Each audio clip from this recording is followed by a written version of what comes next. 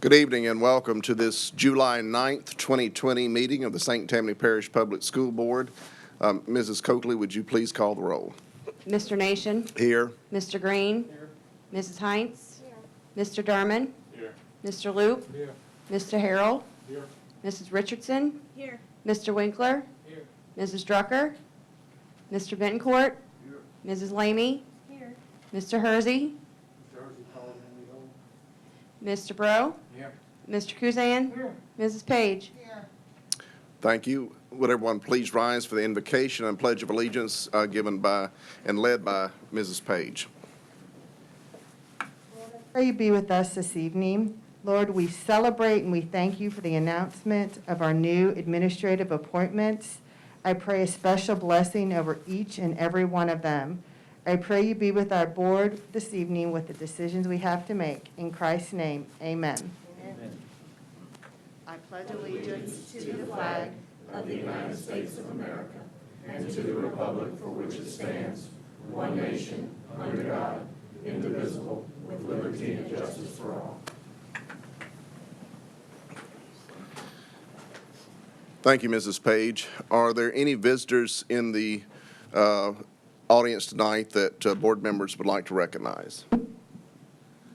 All right, not seeing any, we'll move on to public comments. We had two folks sign up for 3 minutes tonight. Invite Mr. Douglas Miller to the podium.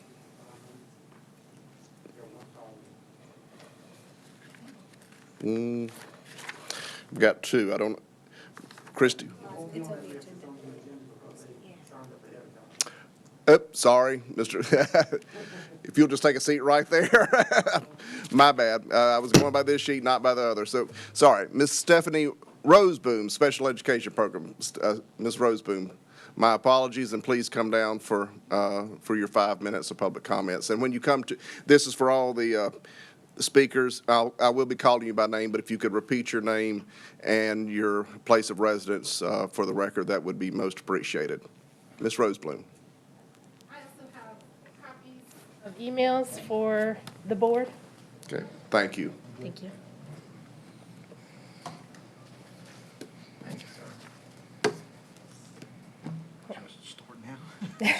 Sure. First, thank you for allowing me time to speak to you today. My name is Stephanie Roseboom. I'm from Slidell, Louisiana, and I'm addressing you today as a concerned parent for my son, who is a special education student. The COVID-19 pandemic was life-altering for all of us. We have had to adjust to the new norm as best as possible. During this crisis, where true leaders emerged, you have definitely showed that you are not leaders. In all honesty, shame on you. My husband and I are not from this area.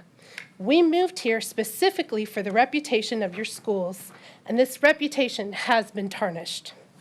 My son, who receives physical therapy, occupational therapy, special education, adaptive physical education, and speech therapy, has not received any of these services since March 13th, 2020. What's more is that I had to contact his special education teacher to even see what the game plan was. She referred me to her supervisor, Suzanne Wagstaff. Miss Wagstaff called me on the phone and slightly condescendingly walked me through finding special education resources on the St. Tammany Parish website. The majority of these exercises on this website I could have found on Google. When I asked her for patient-specific resources, she stated that they are having meetings trying to figure out what can be done. Her parting words were to read Jacob books at night. Really? Because I have done this and I did it with my girls. You're supposed to be the experts in early education, and I get told to read books at night? There is absolutely no excuse as to why your therapist could not have done some sort of teletherapy. I'm in the medical field, and I cannot tell you the number of waivers, emergency licensures, etc., that were enacted so that I could see my patients virtually and across state lines. HIPAA was waived, so you can't tell me that you couldn't find a HIPAA-compliant platform in the 9 weeks that we did not have therapy. Early Steps managed to do teletherapy. Everyone tells me that you're not Early Steps, and that's true because they did it better. At the very least, if you could have not gotten teletherapy, there is absolutely no reason that the individual therapists could not have gone through their caseload and prepared case-specific exercises for each of their students weekly. For example, the physical therapist could have sent me an email stating, I'm working on Jacob's core muscles at this time, and you can have him stand with his back against the wall, hold a toy in front of him, and do this 3 times a day. Instead, I got 5 emails from all the different therapists referring me to the website that had very little substance on it. That was the only contact that I had aside from one newsletter from the special education teacher in the 9-week period. Then at the end of 9 weeks, I again spoke to Suzanne Wagstaff, who was quick to say that Jacob didn't qualify for ESY. How do you even know that since you haven't seen him for 9 weeks and you haven't assessed him in 9 weeks? And I'll be honest, he did regress, and I can see it. How much do you think he's going to regress going 5 months with no therapy? My husband and I are fortunate enough that we can do some private therapy and have done so. But even then, we have to choose what we feel is the most important, because we don't have the money to afford all the therapies. Imagine if you had a sick child and had to decide what medication you could afford to help them feel better. It's an awful position to be in. Not to mention that when I tried to find a resource to address my concerns, I hit a brick wall. When I originally started this process, I attempted to email each of you only to find my email blocked for content. Are your egos so fragile that you can't take criticism? Or is it that Trey Lyles and the special education supervisor, Jeannie Bauer, knew they were leaving and didn't care? Your district is the 4th largest district in the state. 9,442 of these students are special education students, and you left every single one of them in to fend for themselves. I have been told that it was expected that the teachers were to contact the students weekly. That did not happen. Even in the regular education system, there was such a varied response from the teachers, from those that excelled, that had meetings weekly, to the special education that did nothing. Ms. Rosebloom, your time is up. If you'd like to make a last comment, we'd be certainly glad for you to do so. I just repeat, shame on you. You could have done better. Thank you, Ms. Rosebloom. Now, Mr. Miller, you're up for 3 minutes.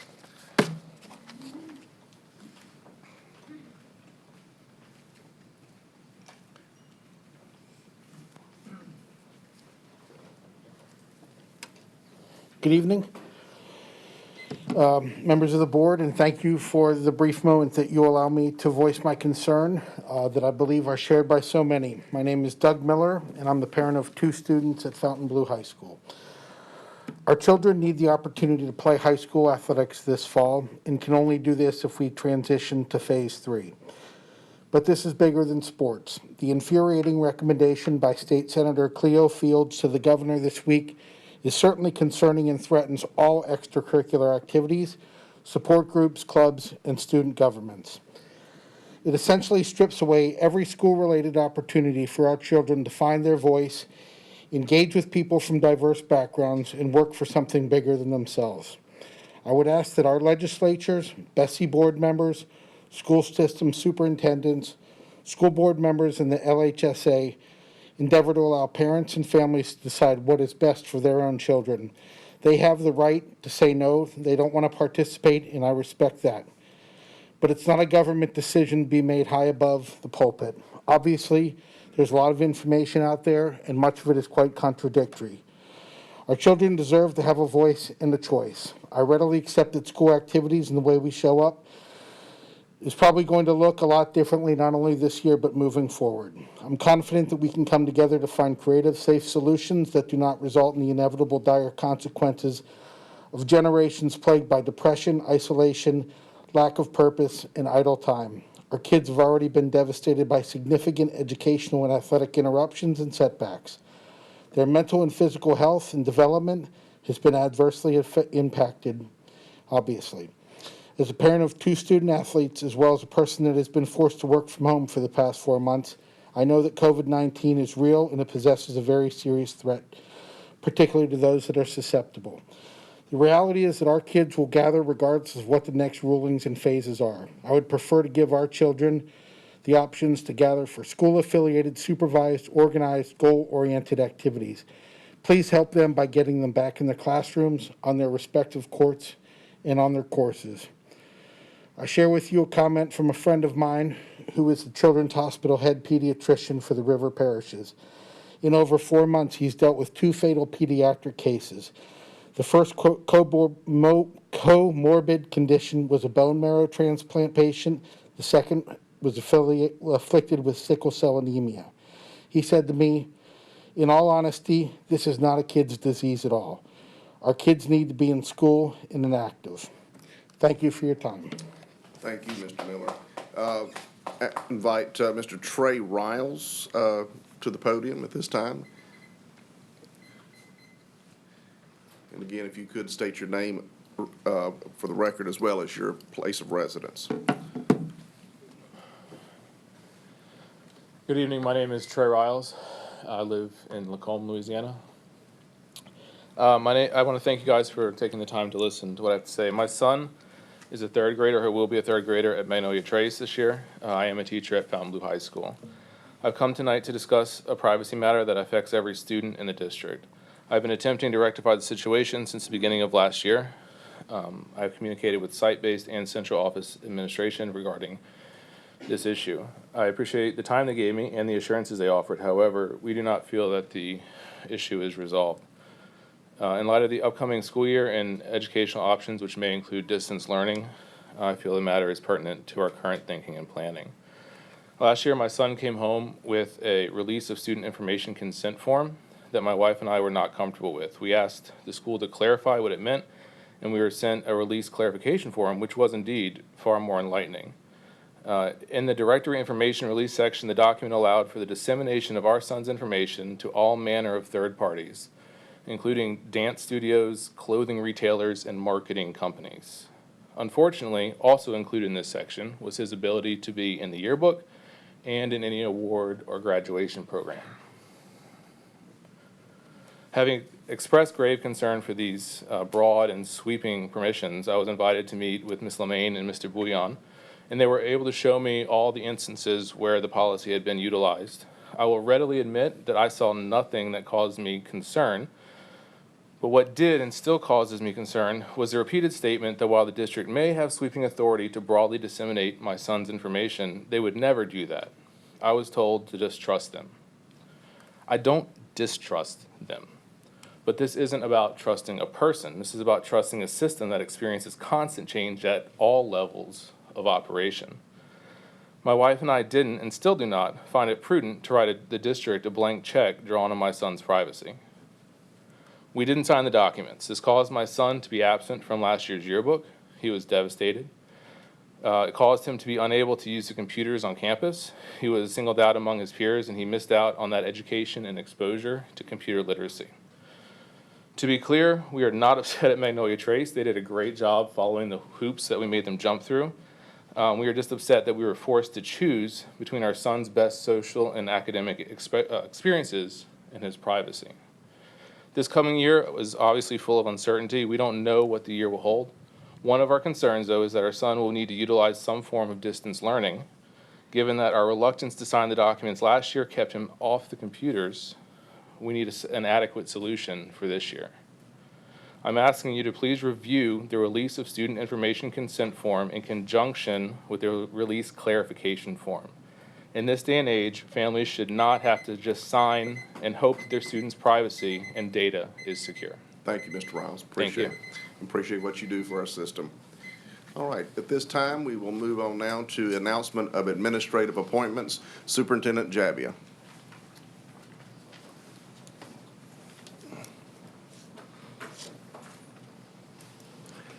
Thank you, Mr. Nation. Good evening, board members. I'm indeed pleased to announce our new administrators for this school year, this fiscal year. I'm very happy of the choices that we made. I know they're going to do a fantastic job, and I'm proud of each and every one of them. I will start with our two supervisors who began July 1 and have hit the ground running. Actually, they were here before that doing some little training. So they got started on July 1. So I'll start with our new supervisor of special education, Ms. Carrie Sue.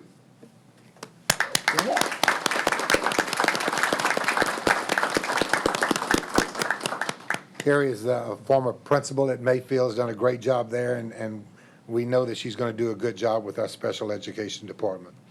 And our second one is Mr. Christian Munson, supervisor of administration.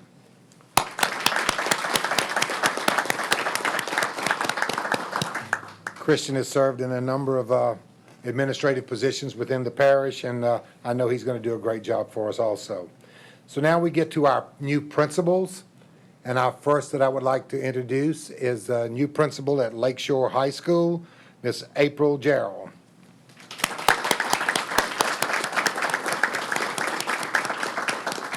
I wouldn't let Christian or Carrie speak, but we're going to let April say a few words.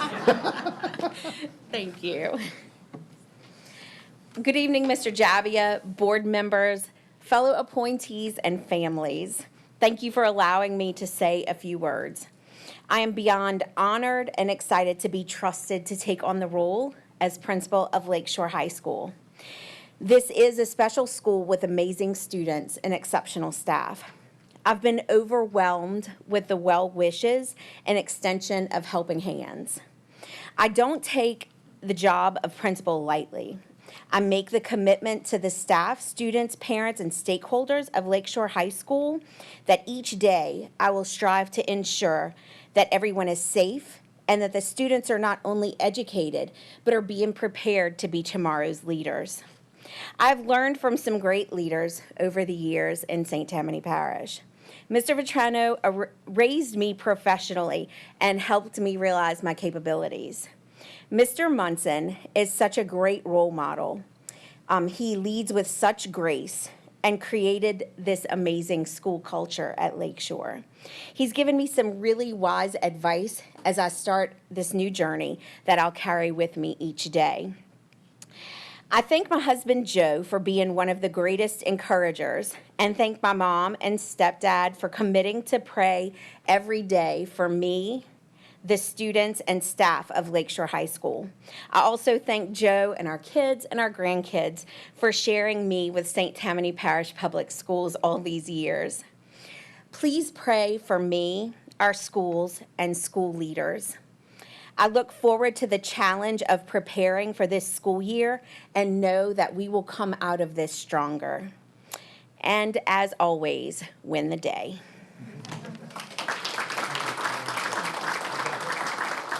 Mr. Harrell, I think you might have something for her. That wasn't for you, Mr. Harrell. That was. Or maybe not, right?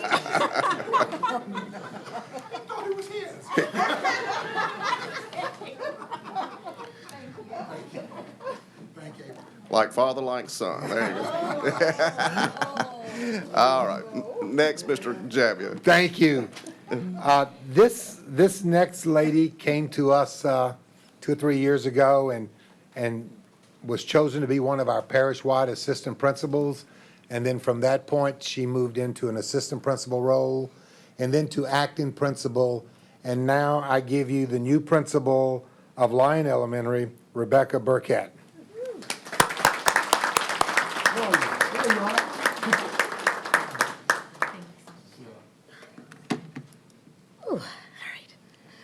Well, good evening, ladies and gentlemen of the board, Mr. Javia, Mr. Kosei, Mrs. Lemaine. It's been 3 years that I've been in the parish, and every year I've been up here before you guys introducing myself. I'm hoping that this is the last time for a very, very, very long time. However, every time I am here, I am so honored and humbled to be before you. But today, I'm the most excited I've ever been. This is my dream job. When I started teaching 16 years ago, I knew within 2 months of teaching that I wanted to be an administrator. And it wasn't for the title, it wasn't for me to be able to be in charge of people. It was because I love children, I love watching them grow, and I wanted to be able to impact as many children as I could. I remember my principal, when I first started teaching, she would come in my room and talk to the kids, and then she would leave and go to another room, and I'm like, I want to go do that. I want to go with her. I want to see what the other kids are doing. So here I am, 16 years later, in my first real principal job at what I believe is the best elementary school in the parish. And I believe that my love and my passion for children is what has gotten me here. When I was telling my husband the other night that I had to come back and introduce myself to you guys, he goes, "Do you have to talk again?" And I said, "Yeah, I do." He said, "Well, what are you going to say this time?" And I'm like, Owen, I don't know. I feel like I've said really all that I can say. I feel like at this point, it's time for me to show you who I am, show you guys every single day the type of leader that I know I can be, the type of leader that knows how to not only follow, but also to lead from the front and the back, the type of leader that wakes up every day and gives it 110%, the type of leader that always puts children first, and the type of leader that can also take constructive criticism, learn from it, grow from it, and change. That is what you're going to get from Rebecca Burkett every single day as the principal of Lyon Elementary. And I invite each of you to please come and see us. I know things are different now, but once things get back to what we hope will be normal, I would love for each of you to come and visit the school. It's a great place to be. Our children are so happy. The staff they're my family. I'm blessed to be able to be excited to go to work every day. Not many people can say that, and even today, I can still say that. So, what else? I just look forward to working with each and every one of you. I'm looking so excited for the years to come. And, I hope I make you proud. And as I told Mr. Jabia when he called me and offered me the position, I will not let you down. And I wouldn't be me if I didn't say, go Buckeyes. Thank you. Okay, Rebecca. Thank you, sir. Congratulations. That's the book that Brandon was trying to steal from everybody.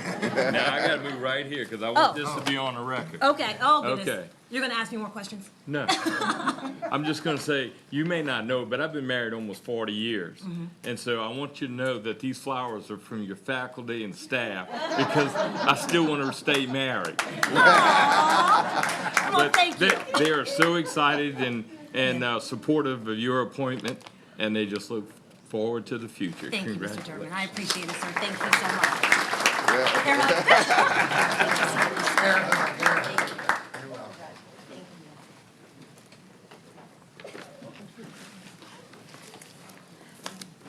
And our next principal at Mandeville Junior High School, I'm very proud to announce, is Miss Gina Cruz, current assistant principal.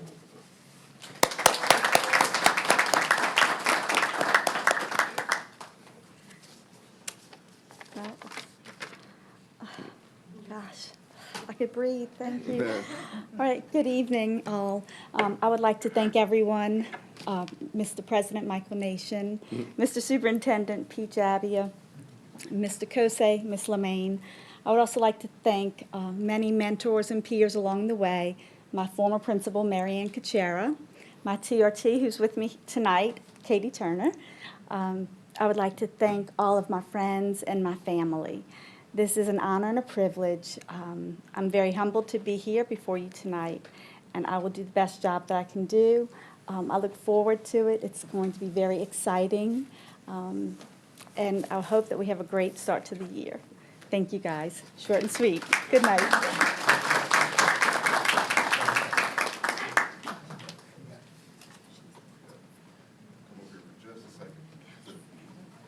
So, I also want to, I'm tickled to death that you are succeeded Ms. Kuchera as principal of Mandeville Junior. And I know you'll do a good job. You survived my son, so, and I've got a few more gray hairs than you do because of that, but nonetheless, if you can, you'll do a wonderful job, Gina, Thank and you. congratulations. I appreciate it. Thank you. And he's a great kid.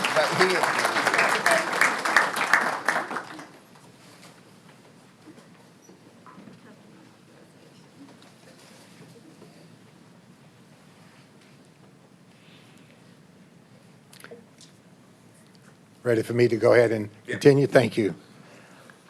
This next lady is like Rebecca, came to us 2 or 3 years ago and joined us in our parish-wide program, and is now going to be serving the children of the Mayfield Elementary community.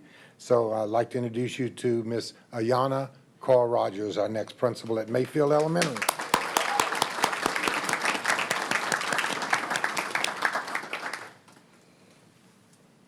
Good evening, everyone. Thank you, Mr. Jabbia, Ms. Lemaine, and Mr. Kosei, and the board. I just want to thank you all for the opportunity to be a leader in what I consider the best school system in the country. This is year 19 for me in education, and over a year ago, as Mr. Jabbia said, we came from Maryland. I started the journey as a parish-wide assistant principal. I had served as a school leader in Maryland, and I had high hopes when I relocated that I would be able to do the work that I love here in Louisiana. And so this year, despite its obvious challenges, it's still been nothing short of a blessing. And so I've been blessed to learn from 3 awesome principals this year: Mimi Leonard of Whispering Forest Elementary, Dr. Ledea of Pineview Middle School. And for the last few months of the school year, I got to be a Titan with Christian Munson and April Gerald. And so each of these leaders showed me the impact of effective leadership in St. Tammany schools. Their staff showed me the power of building relationships with our students and their families, and the students showed me the power of a growth mindset and hard work. They reminded me each and every day of why I love the work that we do. I want to thank my husband of 18 years, Darren, who supported me every step of the way. I also want to thank our children, Devin, who's sitting right there, and Elena, who just love and support me, and they've always had to share me with my school children. I want to thank the Mayfield Elementary community. Many have already reached out to me via text, an email, called me just to say hello or share a kind word. I am truly excited and honored to serve as principal of such an amazing school. I know that we're going to do great things at Mayfield this year. I also want to thank Ms. Sue, Ms. Brogren, and Ms. Singleton, and all the staff and the PTA at Mayfield who've just welcomed me with open arms. And last but not least, I want to thank everyone who's prayed for me. For those who know me, they know that my mom is an elder in the church, and so every Thursday at 6 o'clock, I am on the prayer line with my family, and I am not only praying for my family, but my school family. And so I want to leave you all with this. God said he will never leave us nor forsake us. And so we must remain committed to making decisions and taking action to ensure that our schools are not only safe, but successful. Now, the success that we're going to experience this year is probably going to look a lot different than it has in the past. But if we remain firm on our vision and flexible on the details, I know we are going to do great as a parish. Thank you all, and God bless you.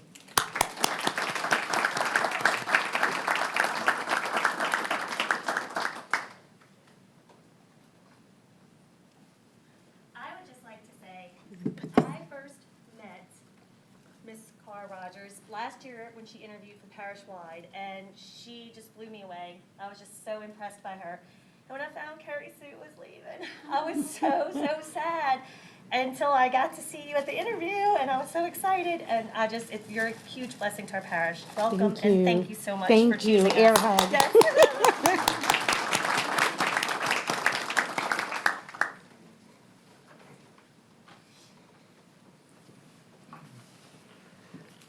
And the next person has served in various capacities in our parish, and the latest was as assistant principal, serving both Project Team East and West. And I'd like to welcome and introduce you to Ms. Lisa Pye, our program administrator for Project Team West. Lisa.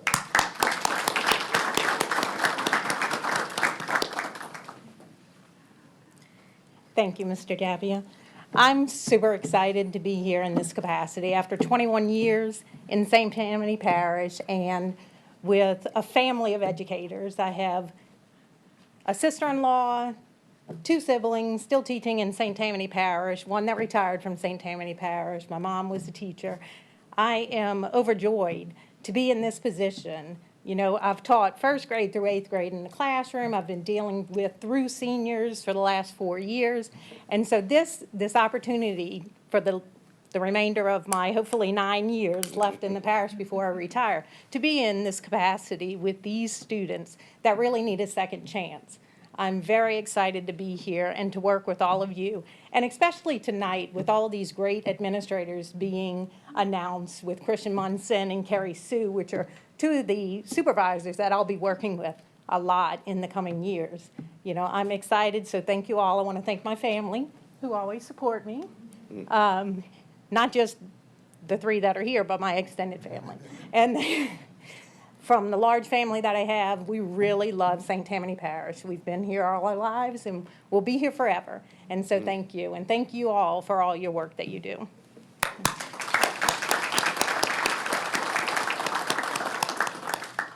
I just wanted to say on behalf of the board, thank you so much for what you do for our district, especially now through Project Team West.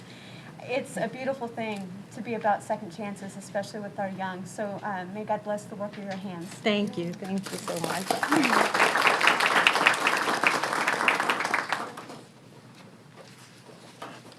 So, board members, I think you can see why I'm super excited with the selection that we have made. And I'd like to give the opportunity for those people that put up and all the time that our administrators stay away from home. I'd like for the parents to please stand up. I mean, the spouses and I saw Owen. I couldn't help it. Owen, if you'd please stand, let us recognize you. Come on, spouses. Yeah. Thank you, Mr. Nation. Wait just a second, Mr. Javier. Yes, sir. I also want to echo what Mrs. Carl Rogers said a moment ago. I know that you've got 15 folks up here that agree with you totally that we're the best school system, not just in the state of Louisiana, but the best school system in the country.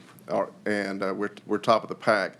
And we're top of the pack because of educators like you. And so thank you so much for stepping up, because in these interviews, Mr. Foltz and would always ask, or Mr. Jabbia one would say, you know, this is a 24-hour, 7-day-a-week position. Are you prepared? You know, are you still able to commit to that? And it is. And I think even we on the board sometimes forget, you know, that being in the trenches, whether it's being a principal, whether it's being a teacher, a principal, or and particularly those of our folks that are up here in the central office, it never stops, and so, and there's a lot of juggling we have to do, so we always want to be mindful of that. And thank you, Mr. Jabbia, to you and to Mr. Foltz for the great work you've done by promoting these folks up. I would like for you to just take a quick second and remind the public and all of us about the parish-wide program, because, that's one of the great successes this parish has had, I think, and it's worth maybe just 10 seconds or 15 seconds, so just plugging that again. I never passed the opportunity to promote that program. It's been so successful. We've been at it a number of years.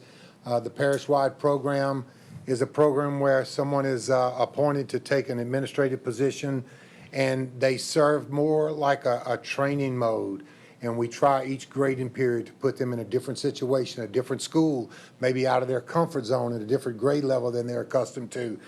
Ms. Carl Rogers mentioned that, she's been elementary most of her life, but she did an awesome job at Lakeshore High School in speaking with Christian. So it's a program that's a 1 year at a time with a maximum of 2 years. You can be appointed for 2 years. The ones that we had this past year have all agreed to accept and remain in the program. So far, we have 1 vacancy, and that's Ms. Carl Rogers, who is promoted up. So we'll be filling that. If there's 9 other assistant principals that are being advertised right now due to retirement, or what we call the domino effect and people moving up.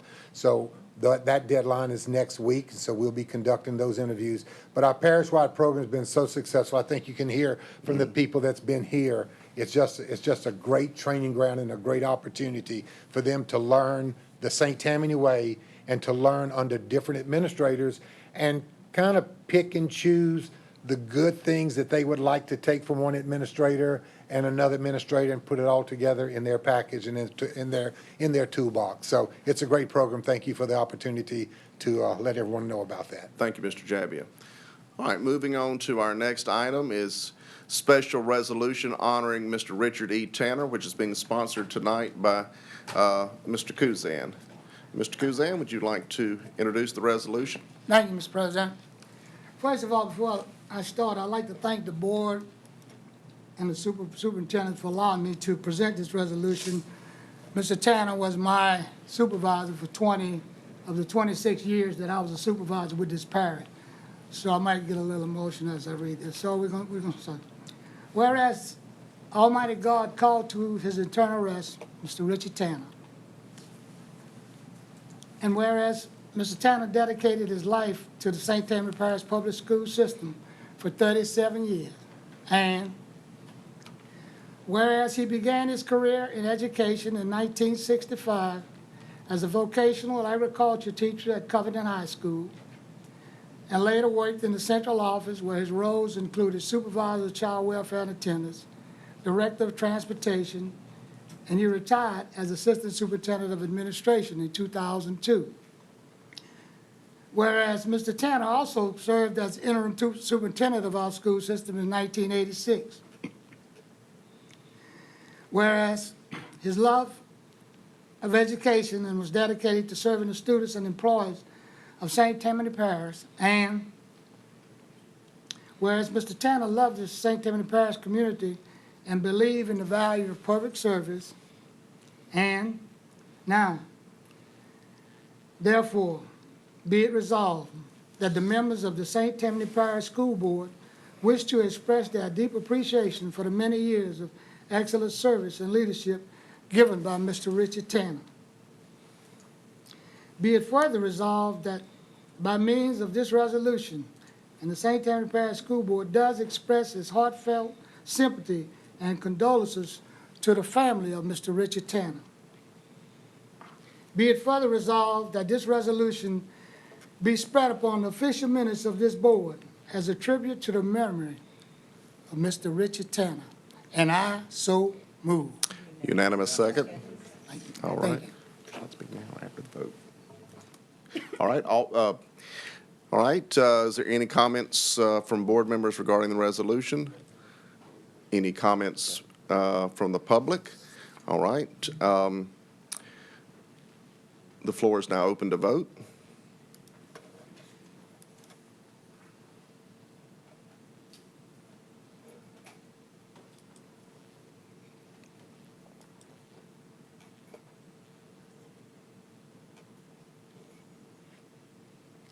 And the motion is adopted unanimously. And at this time, the chair recognizes the niece of Mr. Richard Tanner, our own Mrs. Beth Hines.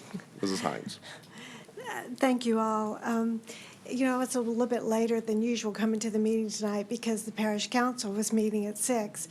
And they took the opportunity to say some words about Richard. It's going to be harder than I thought it was. But, you know, and they said some very nice words about Richard. I was lucky enough to know Richard in another way because he was my uncle. And my mother and Richard came from a family of 8 children. My mother was one of the older siblings, and Richard was one of the younger ones. And Richard was actually a teenager when I was born. And when he was on break from college, I could remember being at my grandmother's house, and he would be working during the summers, but he would come home with a bag of candy, and that was for me. And it was so special. You know, he was just like a big friend. I mean, it was always fun to see Richard. Another thing about Richard that you may not know was, and some of you'll find this really hard to believe because some people thought he was a little bit gruff, but Richard loved the babies and the family. And when I can remember going to family reunions and being so excited to see his reaction to the new babies in the family because he could always get them to laugh and smile. And I was so proud, you know, I have 6 children, that to show each one of my children, to bring them to meet Uncle Richard. So he was really a special man. And family would have been here tonight, I know, in a different time and place. I mean, you know, with COVID and everything, because we are a large family. I have over 25 first cousins, and that doesn't count their wives and their children. And it's a big family gathering when we get together. Richard actually passed away on my grandmother's birthday, and I know that that was a special time in heaven to welcome Richard there. And of the 8 children, 3 of them were in the field of education, Richard, my mother, and my Aunt Claudia. The family Richard came from a very modest family, modest means, and education was very important to them, and the children all got degrees and advanced degrees, and I was very proud of everyone, and he's been a mentor in a lot of ways in that. And when Richard retired, which I can't believe it's been over 18 years that he retired from the school system, and I guess many of you here in the room are new educators, won't even have the opportunity to know him, but there might be people who will say things about Mr. Tanner, and because they thought of him as a mentor too. So I'm very proud of all of my Tanner relatives, and I just want to say on behalf of the family, thank you tonight for the resolution. It means a lot. Thank you. You are certainly welcome, Mrs. Hines, and our condolences again to your mother and to the rest of the family. Mr. Derman.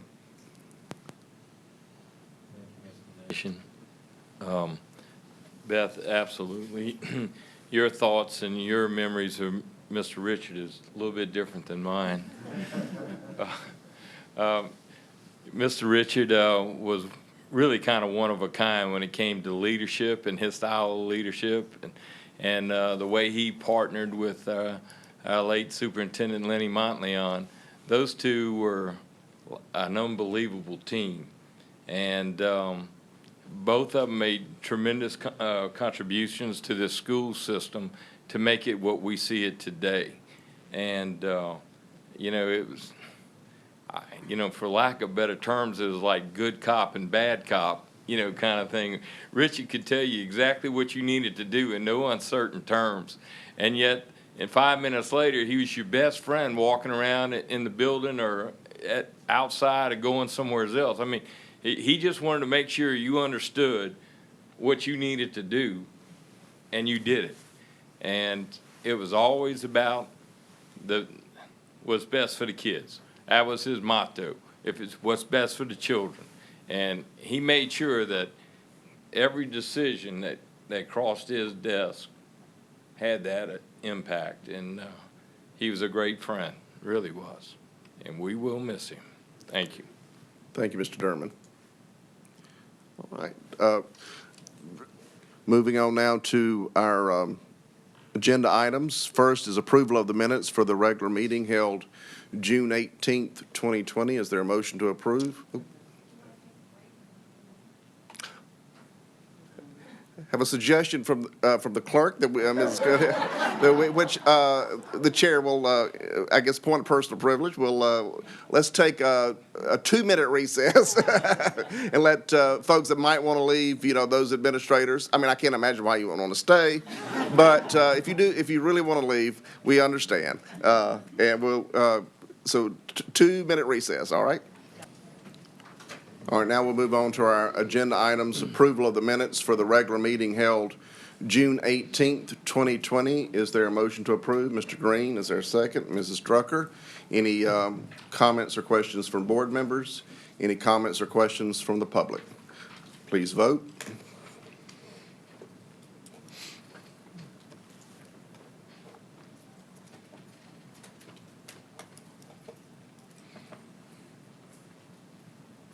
Oh, I'm sorry, and the motion is adopted unanimously. All right, moving on to appropriate retirement resolutions for the following certificated personnel subsequent to June 18th, 2020, and Mr. Kosei.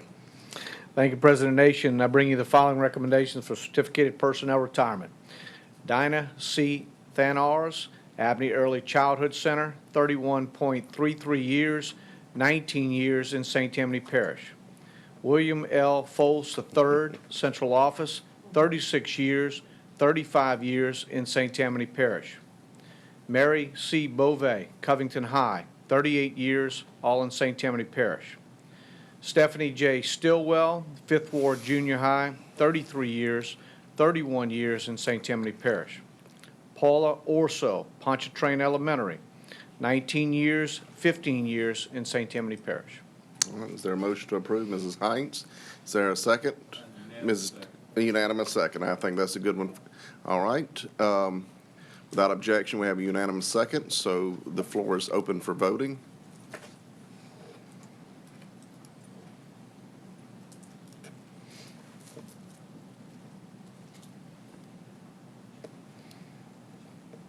And the motion is adopted unanimously. All right, moving on to appropriate retirement resolutions for the following non-certificated personnel subsequent to June 18th, 2020. Mr. Kosei. Thank you, sir. I'll continue. These are the non-certificated retirements recommended, and the first being Julia A. Daniel, Abita Springs Elementary, 11.32 years, all in St. Tammany Parish.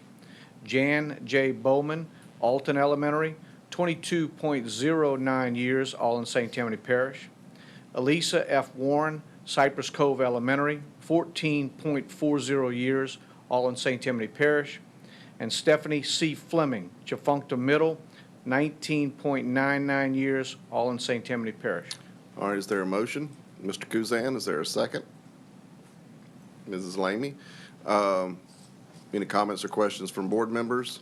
Any comments or questions from the public? All right, the floor is open to vote.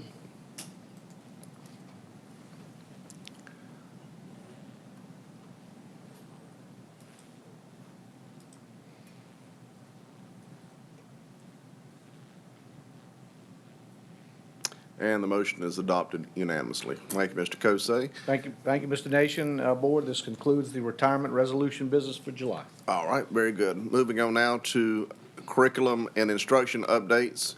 Mrs. Lemaine. And Mrs. Lemaine, we do express our condolences to you and to your family as well on the loss of your mother. Thank you. I appreciate that. So tonight I'm here, well, let me start. Good evening, Mr. Nation, Mr. Jabbia, board members. And I appreciate you giving me the opportunity to present the update that I had planned to give to you last week.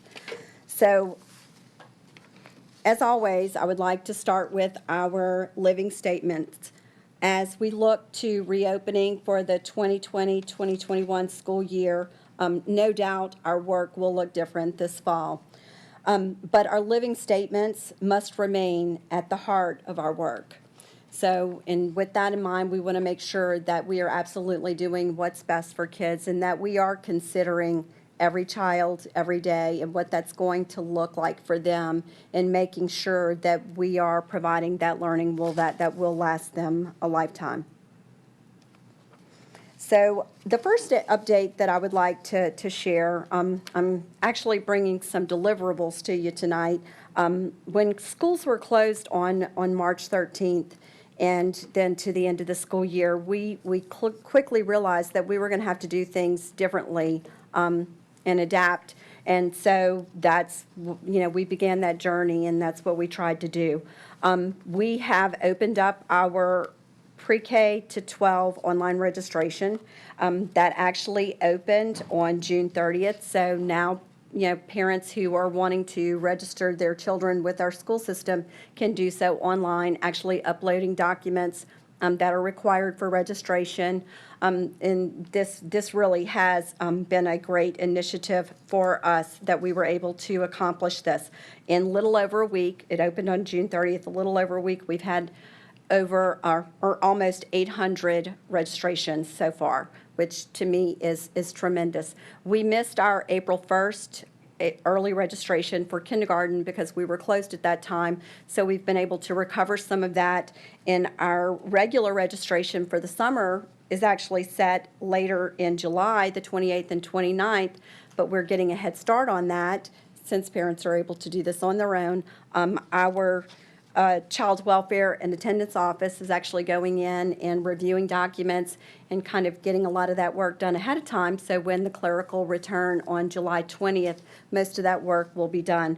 In addition, this is really going to save the clerical a lot of time on the data entry standpoint, because typically when registration happens, the parent comes in, they register, it's a paper process, they bring their documents, those have to be scanned, they have to enter in all of that information, but since it's online, the parents are entering that information and uploading, so we know that this is going to be a big time saver for that staff.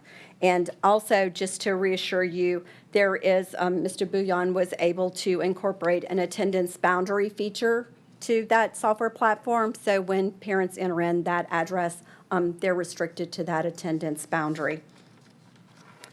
So the next deliverable that we have is our Chromebook implementation, and this is just kind of a partial because we are still working on this. We're kind of at the mercy of the companies who are going to be delivering these, but just to kind of catch you up, the last bond issue that we had, part of that bond issue was a one-to-one initiative with the devices, the Chromebook devices for grades 4 through 12.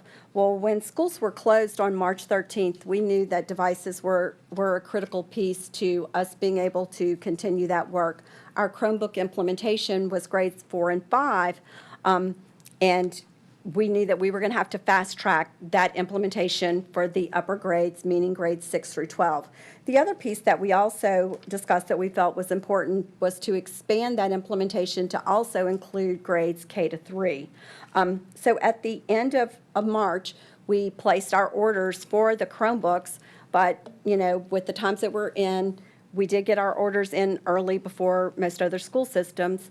We knew that we had to act quickly, but we're still waiting on those deliveries. They're starting to trickle in. So it's going to be, into the fall before we can fully, get that implemented based on those deliveries and getting the devices set up. But I did want to share that early on, we knew that infrastructure was going to be critical because no matter, what situation we're in, whether it be a phase 1 learning model, phase 2, or phase 3, that, we needed to be prepared for any situation so that we had the devices available to support our students. And not only our students, but our teachers as well, that, that they were a part of that implementation. So the teachers will also be issued those devices.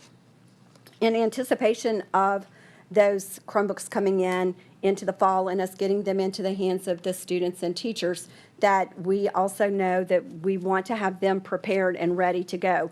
I shared with you last month that we converted our guaranteed curriculum from a teacher-driven curriculum to a student-based with the Google Classroom, and that will be utilized with the Chromebook.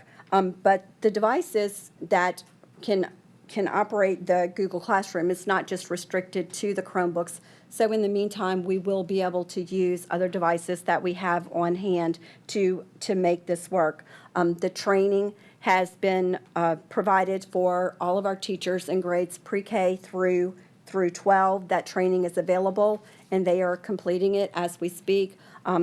Into the beginning of the next school year, they'll have opportunities to finish up that training. So the next item that I would like to share with you is our virtual school. Prior to us being closed for COVID, we had decided that we wanted to start our own virtual school for the 2020-2021 school year. So once schools were closed, we realized this was something that was going to be more of a necessity than we had anticipated. And we had done some projections on enrollment prior to March 13th. But of course, when schools were closed, we realized that this need was going to be much greater. So we have began on the journey of getting a virtual school in place. It's going to be grades K through 12. It will be an instructional platform that has instructional videos. We will have teachers that will provide that instructional support to the students who are participating in this program. Or in this school rather. And this will certainly be an option for parents for the upcoming school year. If they are not comfortable with the phase plans that we have in place, that there is a virtual school option that they could choose for their child. So the program will be based at our RISE facility, so to kind of maximize the use of that space. So our teachers that we have for the program will be there. We're also going to utilize the RISE principal and clerical in a dual role. So they will be servicing both the RISE program as well as the virtual school program, so there are no additional costs there for the school system. We're also going to use our current homebound teachers because we see that that population would be a population that could be served through this learning platform as well, since, you know, homebound is basically an off-campus learning setting. And we have hired 4 high school teachers because we need those secondary content certified people to offer those Carnegie units. So that would be for our grades 6 through 12. And we've also hired a guidance counselor because we know with the high school piece that we're going to need someone to evaluate transcripts to make sure that we are enrolling those high school students in the appropriate courses so that they're eligible for on-time graduation. So with the virtual school, we have not opened up enrollment yet, but we are going to be doing so next week. We feel like we have all of the infrastructure in place to support that, to get it going. So we are going to open up the enrollment next Wednesday, July 15th. That will be online for anyone who's new students to our school system. It could be that these students are currently like homeschool students or participating in state virtual schools, and they might opt to enroll in our virtual school instead. And this would also be an option for students to transfer from our brick and mortar schools to a virtual setting. We will expect this to be a 1-semester commitment from students to, if they choose to, or parents choose to enroll them in the virtual school because of the financial obligation that will be, you know, on the part of the district to actually run on a semester basis with the courseware. The next item that I have, I know that you're aware, we sent out information to you that we have a parent and employee surveys that we have pushed out to both parents and our employees so that we can get feedback from them. Because as we start looking forward to the next school year, we have, you know, some plans that we have in place, but we felt like we needed to really make data-driven decisions because we need to know what, you know, our enrollment is going to be, what the needs of our families are going to be, as well as some of our employees. So we do have those surveys that have gone out, and the deadline for the surveys will be tomorrow. And already I think that we've had a tremendous response for those surveys, both from our parents as well as from the employees. And some of the things that we were asking in the surveys, especially for the parent group and the caregivers, is, you know, what the transportation needs were going to be, because that's going to be one piece that we'll need to know to determine what our plan might look like and what their preference would be, whether it's going to be that traditional school model based on the different phases or virtual, possibly the grab-and-go meals. Is that going to be something that they would want? And also, we asked for input on any additional measures that they might have, you know, to suggest that would make them feel more comfortable with their children returning to school. So teaching and learning. So with looking at the phased options, each phase is going to look different based on what the requirements are as far as what the maximum group size would be. So with the phase 1, the maximum group size is what we've been given so far, as long as that doesn't change, was 10 in a room, meaning 9 students plus 1 adult, and the bus capacity is at 25% for phase 1. Right now, we are in phase 2, which means you can have 25 in a classroom. That would be 24 students and 1 adult. And the bus capacity is at 50%. So if you have a bus that has a capacity of, let's say, 66, then you could have 33 kids on that bus. And then for phase 3, it would be 50, including an adult, and then the bus capacity is at 75%.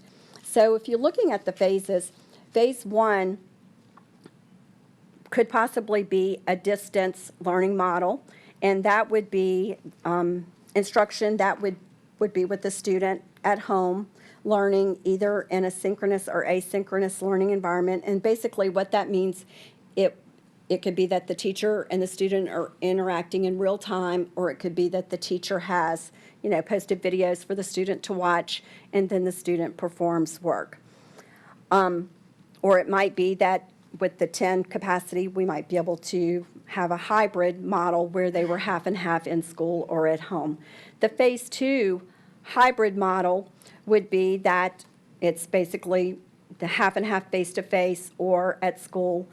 And we're thinking at phase 2, depending on the information that we get back, that could be hybrid, or it could be traditional just based on the numbers, because at this point, we really don't know how many would be choosing the virtual school option. So once we get that information and also the information on transportation, we would better be able to judge whether we think that phase 2 would be hybrid or traditional, meaning 100%. And then the traditional, if you're at phase 3, we feel like we can certainly handle, the 100%, and that instruction would be in that traditional setting. Of course, we would continue to have mitigation efforts in place. For parents who choose a complete virtual option for the virtual school, that option would be available. So it's really an either or. They're choosing, the setting of whether we're in phase 1, 2, or 3, what that's going to look like, or the second option would be the virtual school option. So in preparation for that, we know that no matter what the plan is, it's at the school level that the implementation takes place. And so there are a lot of details that go into planning. Far more, it's like every time we have conversations, there are little things that come up that we haven't thought of the time before. So it certainly is a group effort and ongoing collaboration with our administrators, because they're actually going to have to implement, and each school looks different. If you're talking about kindergartners or if you're talking about a high school student, the difference between being self-contained or students changing classes, the volume, like how many students are, moving in the halls, changing classes, or, students going out on the playground and how they interact with each other. We know that looks far different on an elementary campus than it does on a high school or junior high campus. So we are certainly facilitating these conversations ongoing, because it's not just one conversation with our administrators, and we're discussing things like, the hand washing that has to be done every couple of hours upon arrival, so on and so forth, temperature checks upon arrival at school, students wearing face masks, when and where that's required, and all of those details that go into planning what the school day is going to look like. And also, too, at the district level, we're having conversations with other departments, because the work is not just curriculum, and it's not, that's of course, that's a piece, but there are other things that are going to determine what curriculum has to, or what that instructional piece has to look like. So we've been collaborating with transportation, because we have to know how many kids we can actually get there and maintain the appropriate capacity percentage that's required. Our custodial staff at the district level has been very helpful in thinking through, what are the supplies that are going to be needed to provide that, that ongoing cleaning that's going to have to take place above and beyond what we typically do. Our maintenance department is working on, different things that we have to consider. And, it could be that we have to move some furniture out of rooms to make a little more floor space. You just don't know. I mean, there are lots of different things, and it's going to look way different than it has in the past. Our construction department, Cameron's been helping us, looking at different, long-term solutions for some of the things that we have to address. Food services, we know that food services is going to have to look way different. Our business affairs, because we're having to, to do purchase orders and get in certain supplies. And our school nurses are working on that piece of that healthy, safe school environment. Our MHPs, our MHP coordinator is already working on a plan because we have the MHPs in all of our schools that we can help provide that emotional support for students, knowing that because of the time we've been closed, some of the things that maybe they've experienced since school's closed, we don't know what their certain circumstances are, and also wanting to provide that ongoing support when they do come back, because school is going to look way different than they've ever seen it before. And certainly our communications department is doing a great job of, keeping keeping our parents informed and all of our information posted, and IT with all of those layers. So really it's taken everyone to come together and really work on these plans and all of the details that we have. So, it truly has been a collaborative effort, and we will continue to collaborate because, every day we're getting new guidance from the state, from the Department of Health. Things change on a daily basis. We know that even coming up in the next week, Mr. Jabby can tell you, we anticipate getting even additional changes to the guidance. So we've learned to be adaptive and, very flexible, but making sure that the plans that we have are supportive, that we can meet, all of the different needs that might be out there. So that's it. That's all that I have for tonight. Thank you, Mrs. Lemaine. A couple of questions, and I'm sure board members will have, maybe a couple of questions or two for you.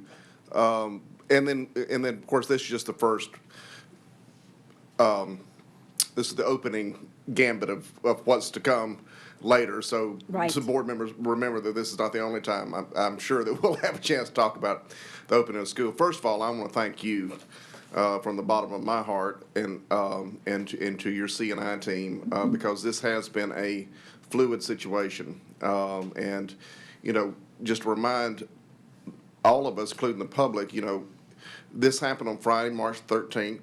I never will forget it. I was going to lunch. I called Mr. Foltz, and he said, "No, we're not. The guidance as of right now is we're opening school.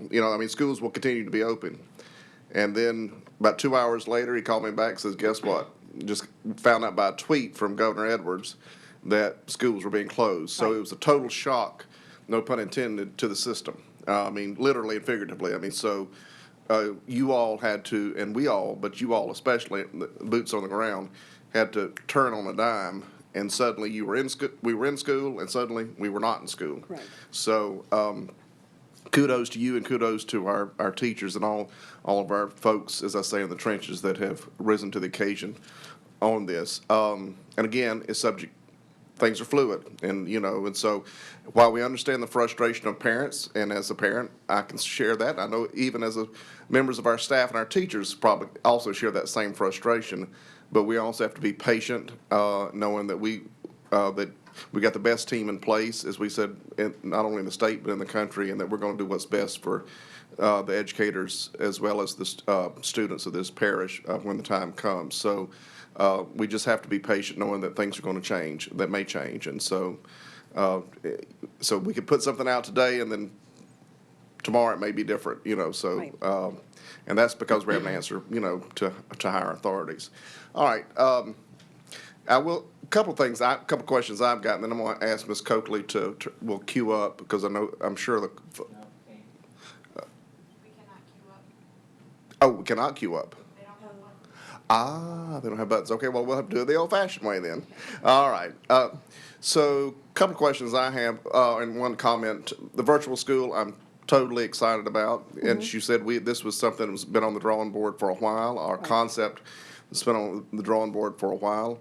And I'm tickled to death that we've got this, up and running, and we'll be able to open registration for that next week. Because I do think, COVID-19 notwithstanding, I think we will have I can't imagine we wouldn't have some homeschool folks that would come into the parish public school system through this option. It's a great option for them.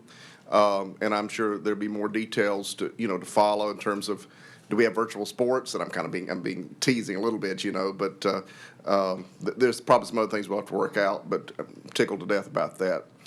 The surveys, could you, we see numbers on here. This is a screenshot of an actual No. number? Is that just a sample? Just a sample. Do you know? Because that closes tomorrow, so we're not going to have those results until early next week. Okay, so in terms of numbers, you don't have any sense of you said we've had a great response.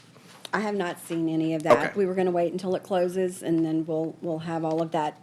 So, No worries.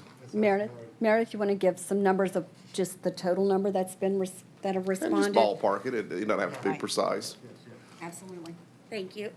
So when I last looked, the numbers on the parent caregiver survey were right around 24,000, and the employee survey was just over 5,000 responses. Wow. So these are the numbers we've got on here. So actually, that is an accurate screenshot. Very good. Oh, that's awesome.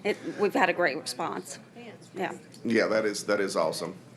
So kudos to y'all. So, all right. And I think at this point, I'll open it up to board members. So I'll start over here. Mr. Kuzan, sorry.